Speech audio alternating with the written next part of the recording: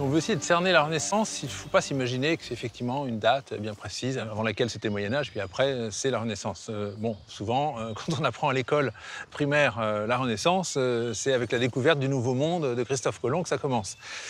Et en réalité, on s'aperçoit que l'esprit nouveau qui souffle sur l'Europe, c'est-à-dire le monde ancien à cette époque, existe déjà depuis bien avant.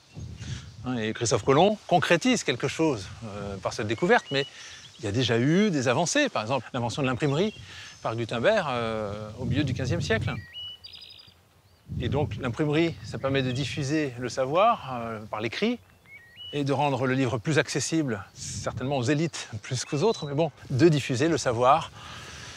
Et ça va non seulement diffuser bien sûr la Bible, mais ça va diffuser aussi des traités d'architecture par exemple, ou l'art de cultiver les choses, ou ce genre de choses.